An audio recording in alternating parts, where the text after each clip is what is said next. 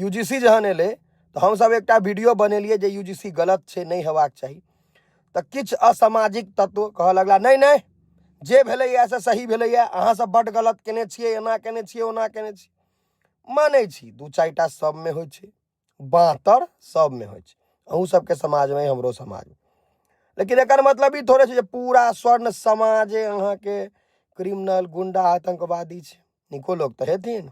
है supreme court के ई बात नहीं पचले, सुप्रीम कोर्ट कैंसिल कर दिल। खान सर कहने रहथिन, देखने हेबै खान सर के एक वीडियो, जे नियम तो पास कर दोगे लेकिन आगे बढ़ने ही नहीं देगा, ऊपर में यही सब बैठल है।